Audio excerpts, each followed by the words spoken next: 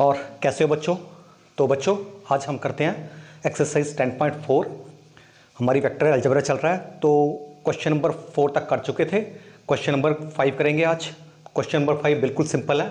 इसमें क्या है, इन्होंने दिया हुआ कि find lambda and mu. Lambda और म्यू को हमने फाइंड करना है, और उन्होंने दिया हुआ कि दो वेक्टर दिए हुए, उनकी cross product is equal to 0 कर दी है। दो वेक्टर, एक वेक्टर ये दिया हुआ और ये दूसरा वेक्टर दिया हुआ, इनकी क्रॉस प्रोडक्ट अगर 0 हो तब लैम्डा और म्यू की क्या वैल्यू होगी, ये फाइंड करने हैं हमने। तो देखते हैं कैसे करना है इसको। तो देखो, ये इसकी क्रॉस प्रोडक्ट हमें करनी आती है। क्रॉस प्रोडक्ट में देखो, यहां पे मैंने आई जे के, ठीक है, और पहले मैंने आपको बता चुका हूं क्रॉस प्रोडक्ट के बारे में। तो इसको पहले लिखना है, तो ये है 2 6 27, और इसको इसके नीचे लिखना है, तो इसका आया 1 lambda mu, this is equal to 0, ठीक है। तो इसको सॉल्व करेंगे, इसकी क्रॉस प्रोडक्ट को। तो इसका क्या आया देखो, आई, अगर इसको और इसको छुपा लेते हैं तो मेरे पास क्या आएगा, 6 म्यू माइनस 27 लैम्डा। तो इसका आ गया 6 म्यू माइनस 27 लैम्डा, यहां पे माइनस और यहां पे जे, इसको और इसको छुपा लो तो मेरे पास क्या बचा, 2 1 27 और म्यू। इसको आपस में क्रॉस करेंगे तो क्या आया इसका, 2 म्यू माइनस 27 प्लस के। तो अब क्या, इसको छुपाना है तो क्या बचा मेरे पास, 2 लैम्डा माइनस 6, ये आया 2 lambda minus 6 is equal to 0, ठीक है। तो अब देखो मेरे पास ये जो आया, इसमें क्या है, जो ये 0 है इसको हम 0 वेक्टर भी मान सकते हैं। 0 और 0 वेक्टर एक ही बात है। अगर मैं 0 के प्लेस पे 0 वेक्टर रखता हूं तो इसमें कोई प्रॉब्लम नहीं है। तो 0 वेक्टर को हम क्या बोल सकते हैं, 0i plus 0j plus 0k। इसलिए मैं इसके प्लेस पे आप क्या रखूंगा, 0i, इसके प्लेस पे रखूंगा 0i plus 0j plus 0k, ठीक है। तो 0 वेक्टर को हम ऐसा लिख सकते हैं। अब क्या है, हमने कंपेयर करना है इसको, i को i से कंपेयर करना है, i के कोफिशिएंट को j के कोफिशिएंट जो साथ में उसको j से कंपेयर करना है, और k के कोफिशिएंट को k से कंपेयर करना है। कंपेयर कर दो, मेरे पास क्या आया देखो, 6 mu minus 27 lambda, this is equal to 0। तो ये मेरे पास आ गया 0, ठीक। और इसका यहां पे इसको कंपेयर करो, 2 mu minus 27 is equal to 0। ये माइनस है तो अगर हम यहां माइनस कर देते हैं तो दूसरी तरफ ले जाओ तो पॉजिटिव हो जाएगा, तो माइनस रखने की कोई जरूरत ही नहीं है इसको। तो ये ऐसे लिख लिया, 2 mu minus 27 is equal to 0। अब यहां पे 2 lambda minus 6 is equal to 0, ठीक है। तो यहां से देखो, यहां से हम म्यू की वैल्यू फाइंड कर सकते हैं, यहां पे लैम्डा की वैल्यू फाइंड कर सकते हैं। तो इसमें क्या है, this implies that 2 mu is equal to 27, this implies that mu is equal to 27 upon 2, okay. और यहां से हम लैम्डा की वैल्यू फाइंड कर सकते हैं। ये क्या आया, this implies that 2 lambda is equal to 6, this implies that lambda is equal to 3। तो ये मेरे पास दो वैल्यू इन्होंने फाइंड करने को बोला था, वो हमने फाइंड कर दिए। तो ये इसका आंसर हुआ। तो बच्चों हमारा नेक्स्ट क्वेश्चन जो क्वेश्चन नंबर 6, क्वेश्चन नंबर 6 की स्टेटमेंट देखते हैं क्या है। इसमें लिखा हुआ है, given that dot product of A B, दो वेक्टर हमारे पास हैं, उनकी डॉट प्रोडक्ट उन्होंने गिवन दे दी हुई है कि डॉट प्रोडक्ट इसकी 0 है और इसकी क्रॉस प्रोडक्ट भी 0 दे दी हुई है। ये गिवन है, हमारे पास दिया हुआ है। तो वो कह रहा है कि व्हाट कैन यू से और what can you conclude about the vector A और बी के बारे में हमें बताओ कि इसके बारे में आप क्या बोल सकते हो, ठीक है। उन्होंने दी जो कंडीशन है उन्होंने दी है, ठीक है। कंडीशन दे दी है कि डॉट प्रोडक्ट और क्रॉस प्रोडक्ट इसकी 0 है। तो इसके बारे में हमने बताना है कि ये वेक्टर वेक्टर ए क्या है और वेक्टर बी के बारे में हमने कमेंट करना है, बोलो, ठीक है। तो इसमें देखो क्या है, अगर डॉट प्रोडक्ट हमें पता है, डॉट प्रोडक्ट क्या मतलब क्या होता है कि magnitude of A, magnitude of B, और ये होता है कॉस थीटा, और किसके इक्वल है, 0 के इक्वल है, ये बना दिया हुआ है, ठीक है। तो इसको ध्यान से देखो, तो this multiply this is equal to 0। इसका क्या मतलब हो सकता है, इसका मतलब ये हो सकता है कि दिस इंप्लाइज दैट या तो मैग्नीट्यूड ए का 0 है, या मैग्नीट्यूड बी 0 है, या बी का मैग्नीट्यूड 0 है, या कॉस थीटा 0 है, ठीक है।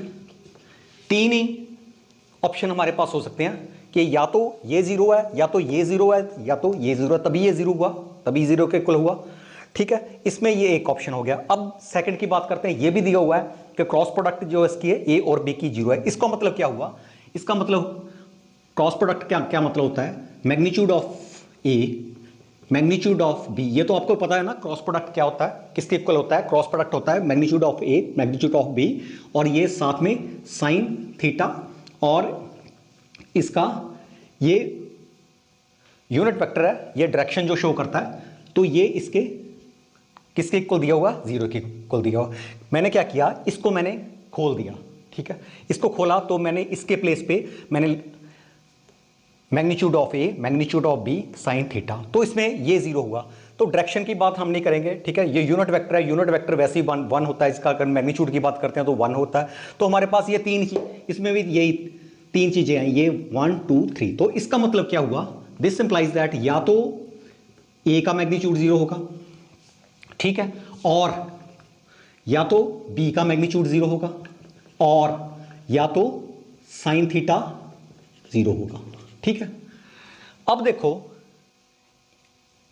इसमें और इसमें कॉमन क्या है, इसमें भी दो चीजें तो इसमें कॉमन है, लेकिन ये थोड़ा डिफरेंट है। देखो अब देखो ध्यान से, यहां पे cos थीटा 0, ठीक है। cos थीटा 0 कब होता है, जब cos 90 होता है, ठीक है। इसका मतलब क्या है कि वेक्टर ए और बी अगर 90 पे होंगे, ऐसा होगा, कुछ ऐसा होगा, अगर 90 पे होंगे, ठीक है, यहां वेक्टर ए और यहां वेक्टर बी होगा, तब ये cos थीटा 0 होगा, क्योंकि cos 90 इज इक्वल टू 0, ठीक है। तो इसका मतलब क्या है कि वेक्टर ए और वेक्टर बी आपस में क्या होंगे, परपेंडिकुलर होंगे, ठीक। जब cos थीटा 0 होगा तो इसका मतलब क्या है, ए परपेंडिकुलर बी, आपस में वेक्टर परपेंडिकुलर होंगे। अब जब मैं इसकी बात करता हूं तो साइन थीटा 0, अब अगर मैं मान लो साइन थीटा 0 होता है, तो साइन थीटा 0 कब होगा, जब जब थीटा की वैल्यू 0 होगी या थीटा की वैल्यू 180 होगी, ठीक है। तो थीटा की वैल्यू 0 होगी तब 0 होगा। इसका मतलब क्या है कि वेक्टर ए ऐसा होगा, 0 डिग्री होगा, या ये वेक्टर ए होगा, ये वेक्टर बी होगा, ठीक है, या ऐसा होगा या ऐसा भी हो सकता है 180। इसमें आपस में वेक्टर ए और बी बिल्कुल अपोजिट होगा, 180 का इसमें एंगल होगा, ठीक है। तो दो कंडीशन जब होंगी तो ये साइन थीटा 0 होगा, ठीक है। तो ये या बोल लो कि ये दो वेक्टर जो है आपस में कोलिनियर होंगे।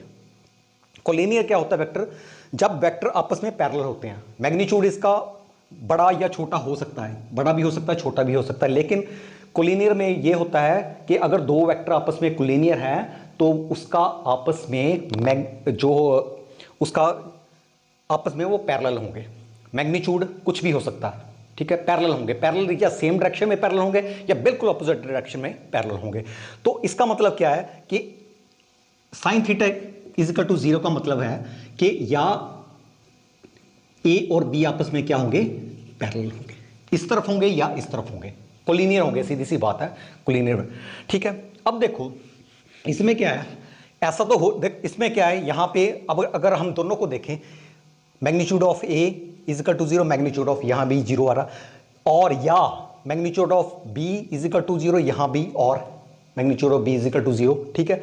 लेकिन जो ये कंडीशन है, ये कह रहा है कि थर्ड में या ए परपेंडिकुलर बी होगा और यहां पे B A parallel to B होगा। ये पॉसिबल नहीं है, कभी पॉसिबल नहीं हो सकता। या तो आपस में वेक्टर पैरेलल होंगे या तो परपेंडिकुलर होंगे, दोनों में से एक ही कंडीशन हो सकती है।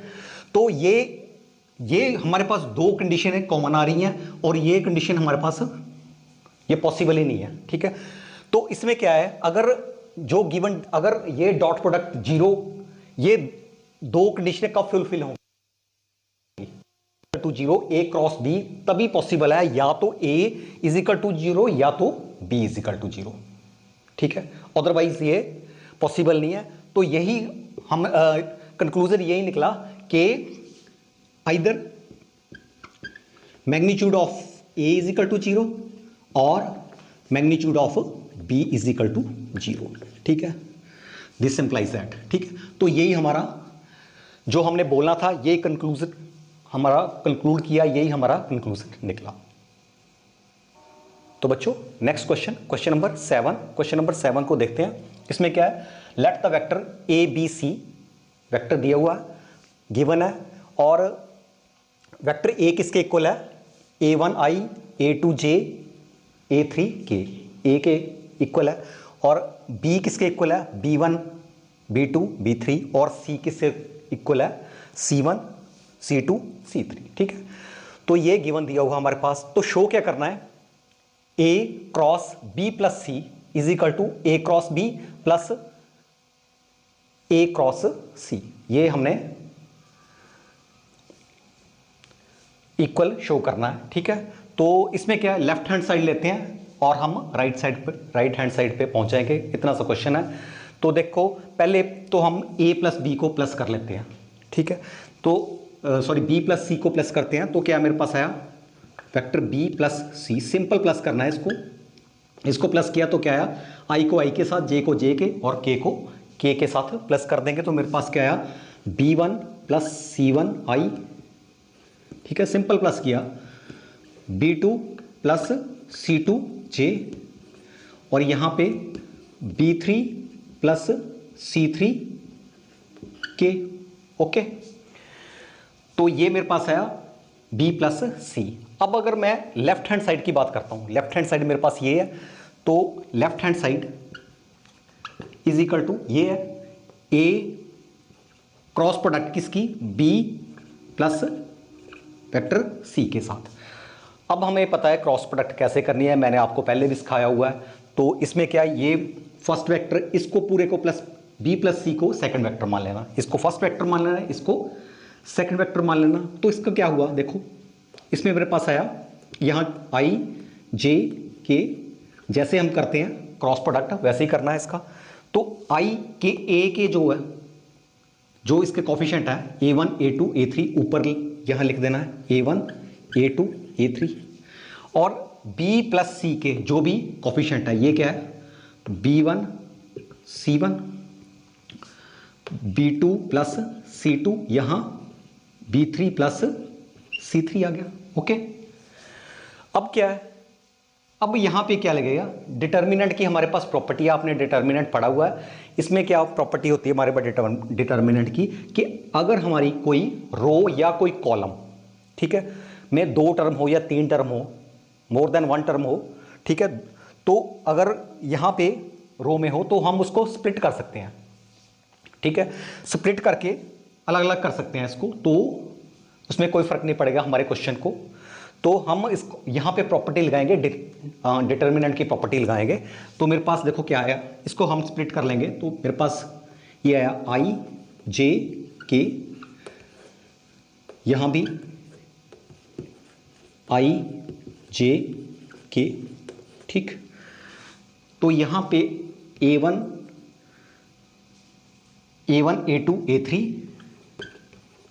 यहां भी a1 a2 a3, और यहां पे जब स्प्लिट करेंगे b1 b2 b3, b1 b2 b3, और नेक्स्ट पे आएगा c1 c2 c3, c1 c2 c3, okay.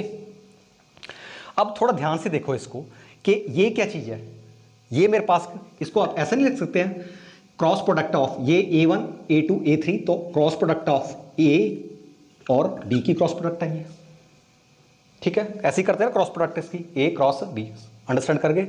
तो ये क्या है, इसको थोड़ा ध्यान से देखो, एक क्रॉस प्रोडक्ट ए क्रॉस सी, ठीक है।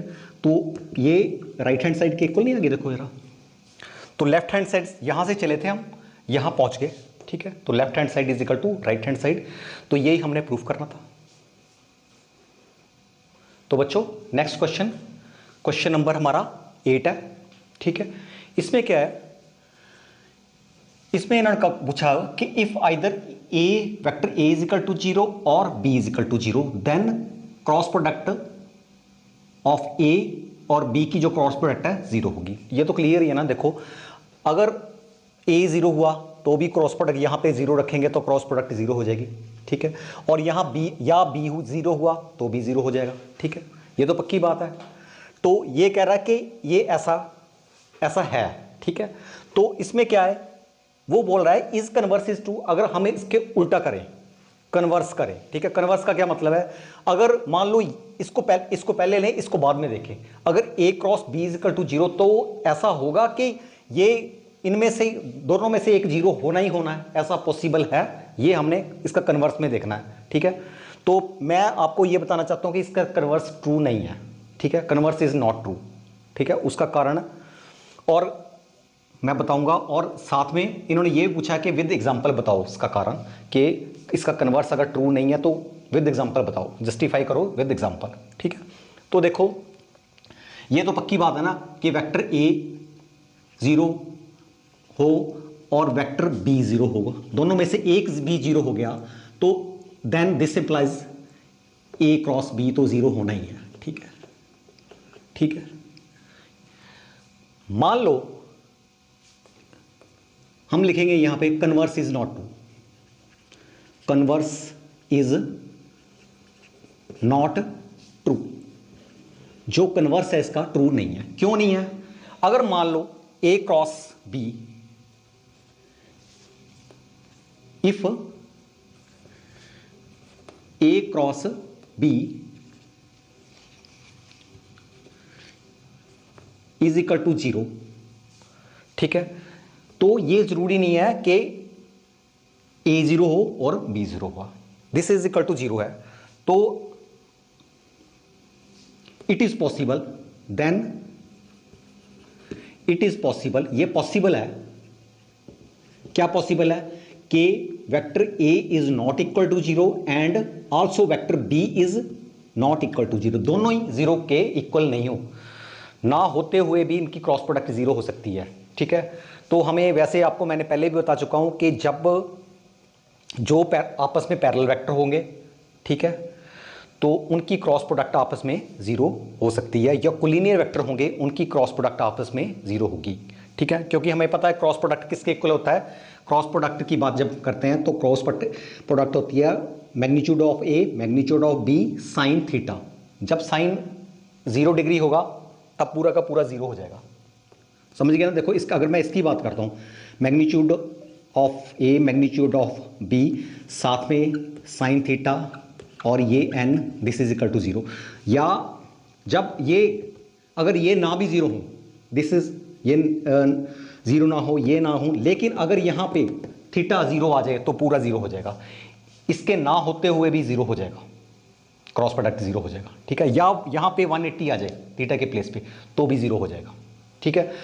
मेरे कहने का मतलब कि अगर दो वेक्टर आपस में पैरेलल हो या कोलिनियर हो, कोलिनियर क्या मतलब होता है, आपस में पैरेलल हो, उसकी डायरेक्शन मैटर नहीं करती, डायरेक्शन चाहे इस तरफ हो चाहे डायरेक्शन इस तरफ हो, वो बात मैटर नहीं करती।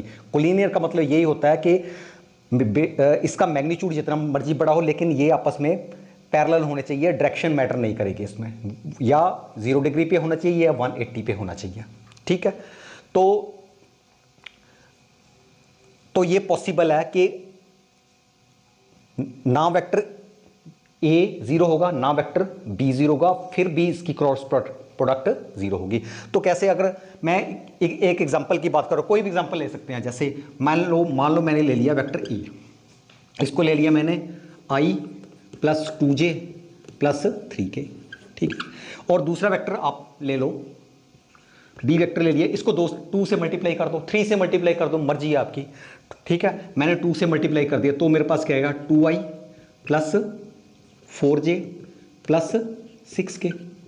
ठीक है, ये जो दो वेक्टर हैं, ठीक है, इनका सिर्फ मैग्नीट्यूड का फर्क है। देखो ना, ध्यान से देखो, अगर मैं 2 बाद कॉमन निकालता हूं तो क्या होगा, ये देखो i plus 2j plus 3k, या 2 into 2a, b is equal to twice of A. ठीक है, जो वेक्टर b है a का दुगना है। ठीक, तो ऐसा होगा ना, ये देखो ऐसा होगा, अगर वेक्टर ए, इसको अगर मैं a मान लूं तो इसका डबल होगा, दुगना होगा, ये थोड़ा सा डबल होगा b।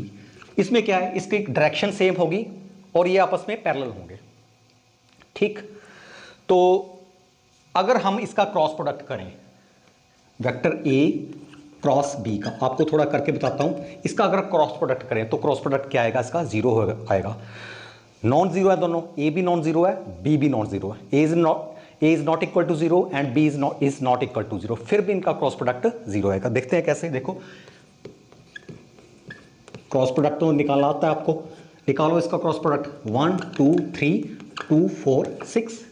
ओके, तो इसका क्या किया, तो क्या आया मेरे पास, इसको छुपा लिया तो इसका कितना आया, 12 माइनस 12।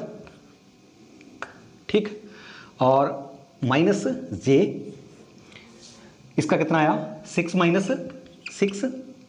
ओके, प्लस k,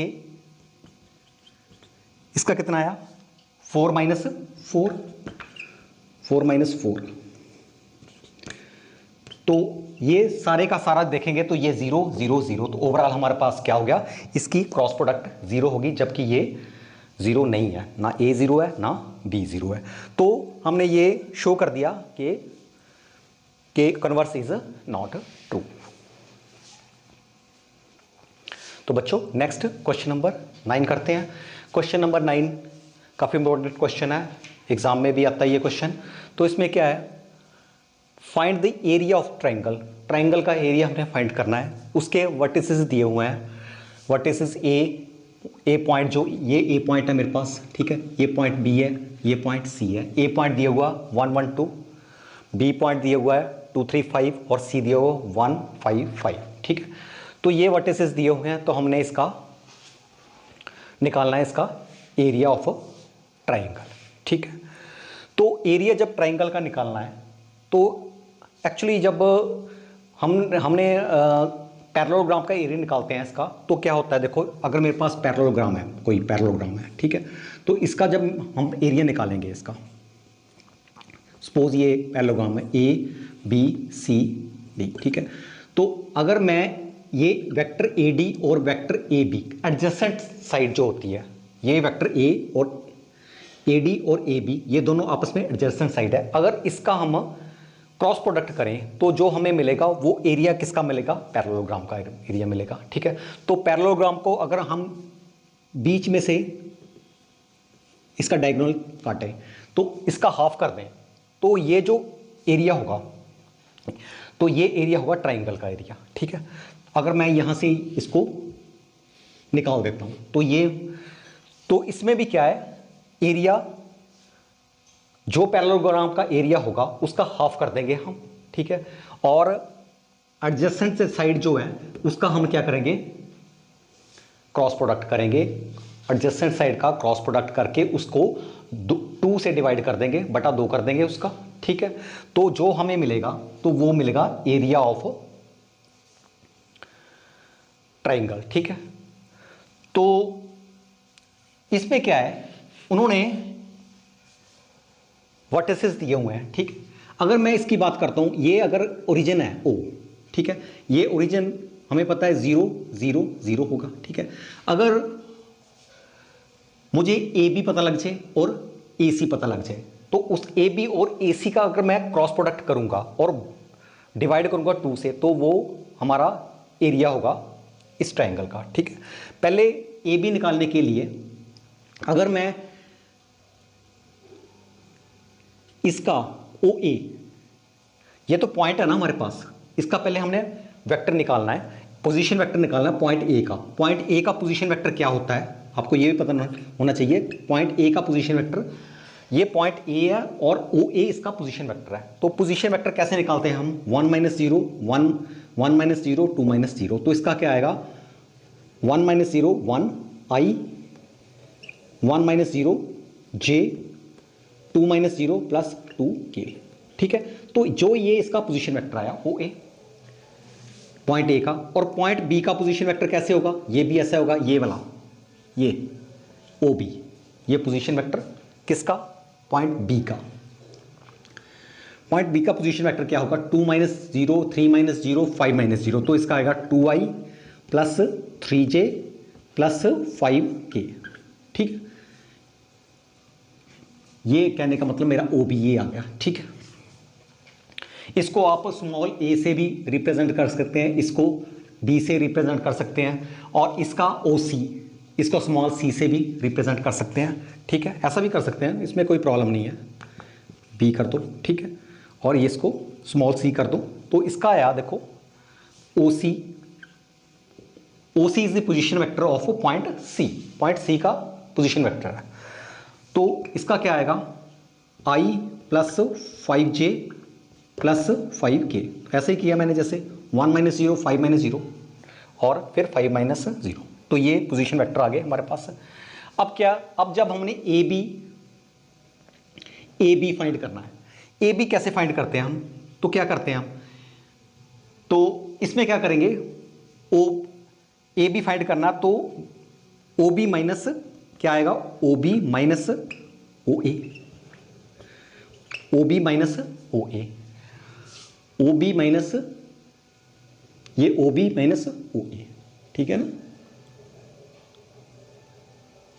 ये है। ठीक, तो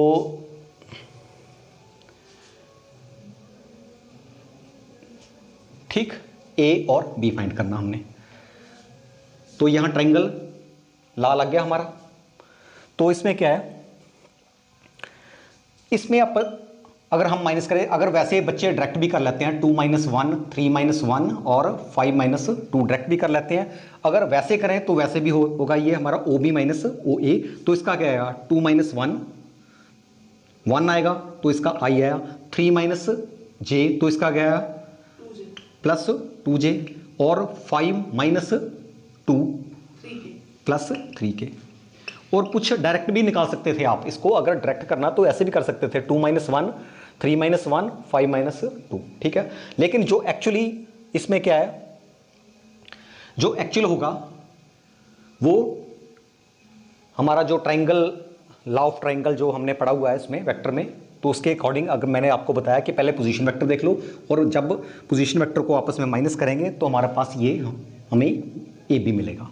तो ऐसे ही हमने ए बी निकाल लिया, और अब हम निकालेंगे ए सी। ए सी कैसे निकालेंगे, ओ सी माइनस ओ ए। ठीक है, डायरेक्ट में निकाल सकते हो, 1 माइनस 1 5 माइनस 1 5 माइनस 2। ठीक है, या ऐसे यहां कर लो, इसमें क्या आएगा, 1 माइनस 1 कितना आ गया, 0 आई। ठीक, और यहां पे 5 माइनस 1 क्या आया, 4j, और यहां पे क्या आया, 5 माइनस 2, तो 3k। ठीक है, अब देखो ये एडजस्टेंट साइड आ गई हमारी, अगर इसको पैरेललोग्राम भी बन सकता है, ये पैरेललोग्राम की एडजस्टेंट साइड है, तो एडजस्टेंट साइड हमारे पास आई, पहले लिख लो area of triangle, area of triangle A B C किसके इक्वल होगा, cross product of magnitude of, cross product of A B और ए सी की क्रॉस प्रोडक्ट, और डिवाइड किससे करना है इसको, 2 से। ठीक है, ये हमारा एरिया होगा ट्राइंगल ए बी सी का। ओके, तो पहले हम निकालेंगे इसकी क्रॉस प्रोडक्ट, और उसके बाद इसका मैग्नीट्यूड निकाल के उसको 2 से डिवाइड कर देंगे। ओके, तो A B cross A C cross product, इसका क्या आया, आई जे के। ठीक, ए बी हमारे पास क्या है, 1 2 3।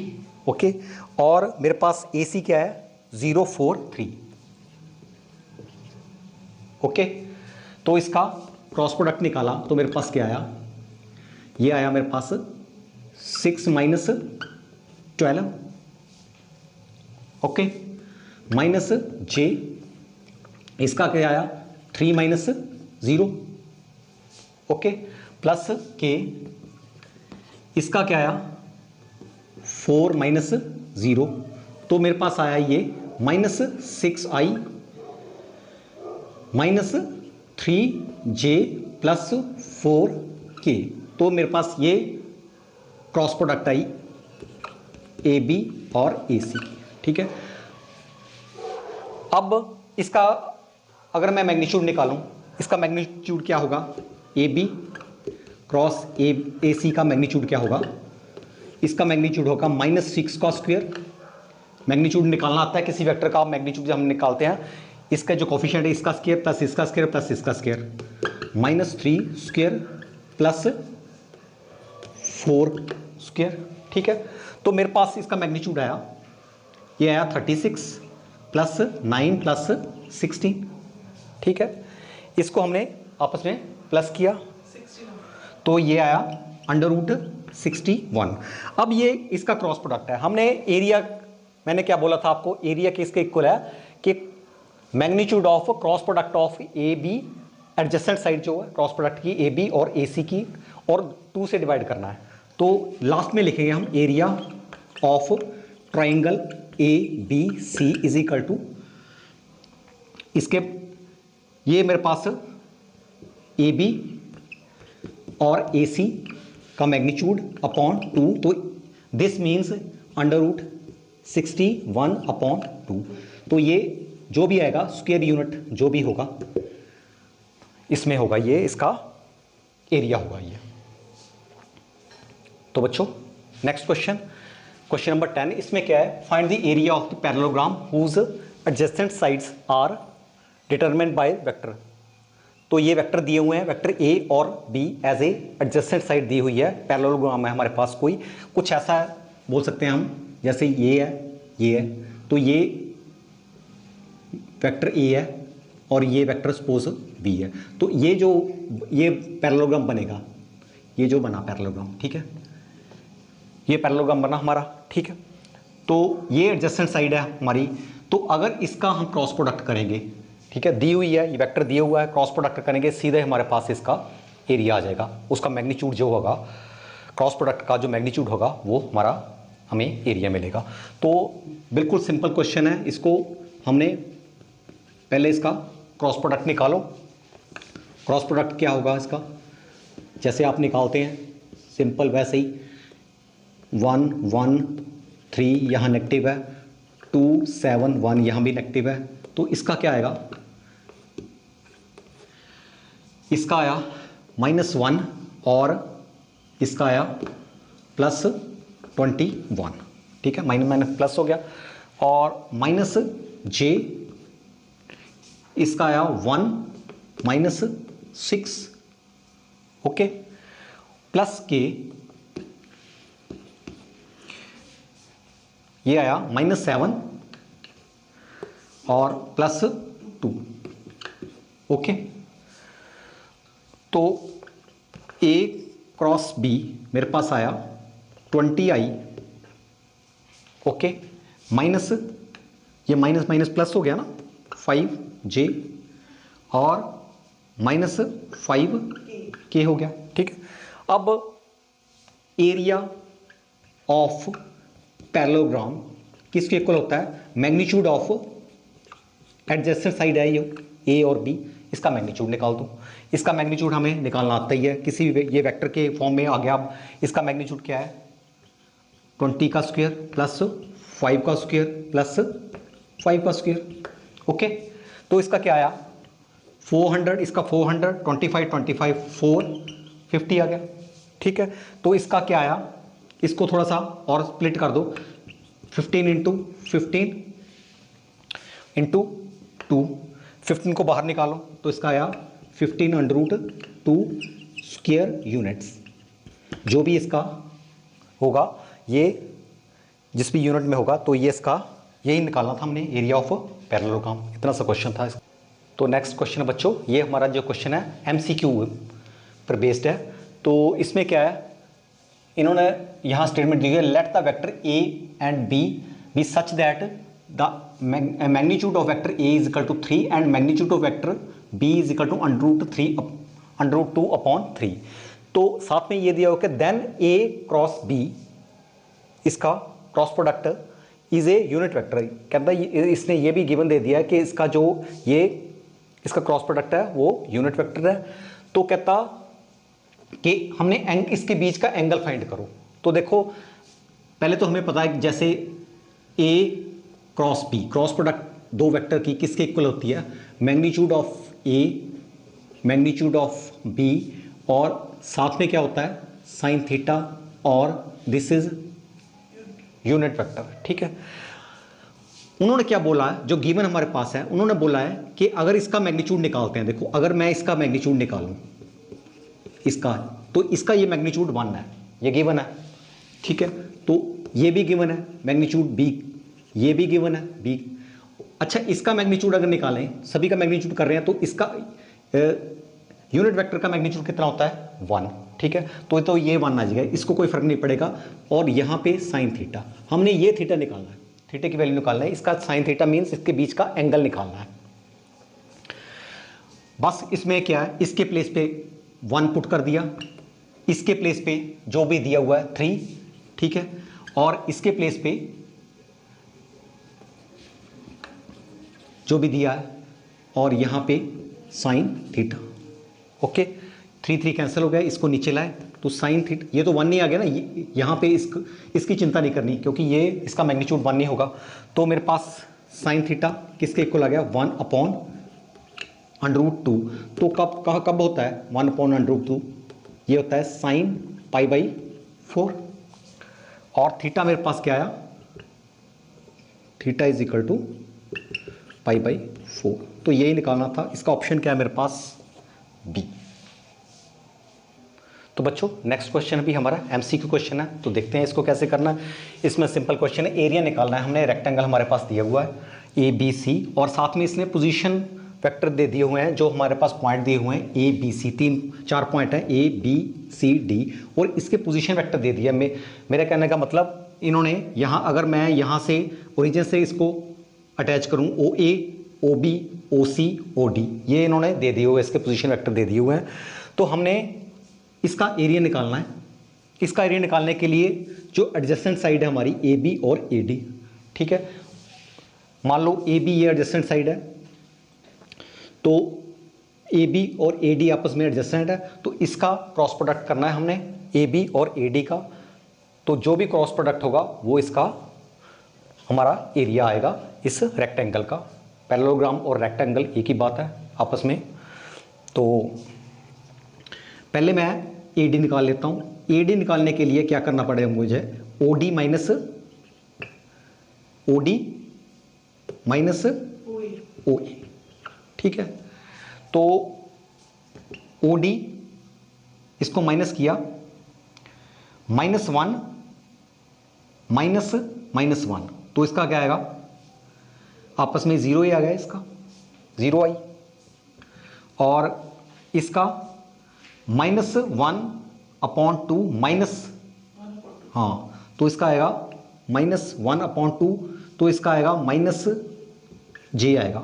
ठीक है ना, -1/2 -1/2, तो और इसका 4 -4, तो इसका भी 0 k आ गया। तो ये मेरे पास AD आ गया, AD की इस वेक्टर की वैल्यू आ गई मेरे पास AD की। और अब मैंने निकालनी है AB की वैल्यू। AB की वैल्यू कैसे निकालनी है, position vector of OB minus position vector of OA, ऐसे निकालना होता है ना, OB और OA, इसको पहले इसको बाद में। ठीक है, तो OB 1 -1, ठीक है, तो इसका क्या आएगा 2, इसका आएगा 2i, ठीक, और 1/2 -1/2, तो इसका 0 आया, 0j। ठीक है, इसका 4 -4, ये 0k। ठीक है, मेरे पास आए ए डी और ए बी आ गया, एडजेसेंट साइड आ गई दोनों, इसका क्रॉस प्रोडक्ट करो और आंसर निकालो, A D cross product A B, बाद में मैग्नीट्यूड निकालेंगे। तो इसका आया आई जे और के, यहाँ रखेंगे 0 -1 0 0 -1 0 और यहाँ रखेंगे 2 0 0 2 0 0, ठीक है। इसका क्या आएगा, पहले क्या करेंगे, तो ये 0 आ गया, 0 आ गया, आई तो 0 आ गया, 0 आई आ गया, ठीक है। इसका करेंगे, इसका भी 0 जे आ गया, ठीक है। अब इसका करेंगे तो इसका क्या आएगा, इसको ये 0, ये माइनस इसका 2k आ गया ना, ओके। तो ए डी और ए बी का क्रॉस प्रोडक्ट मेरे पास आया 2k, ठीक है। इसका मैग्नीट्यूड निकालो, ए डी और ए बी, इसका मैग्नीट्यूड निकाला तो क्या आएगा, देखो इसका magnitude 0 square plus 0 square plus 2 square, तो ये क्या है मेरे पास 4, ठीक है। 4 मीन्स 2 ही आया, ठीक है। हमारे पास ऑप्शन है इसका, हाँ यस, तो ये हमारे पास सी, इसका जो भी है हमारे पास 4 ऑप्शन में से थर्ड वाला जो है सी है, तो इसका सी करेक्ट ऑप्शन होगा, ठीक है। तो बच्चों आज हमने एक्सरसाइज 10.4 को फिनिश किया, तो आज के लिए बच्चों इतना ही।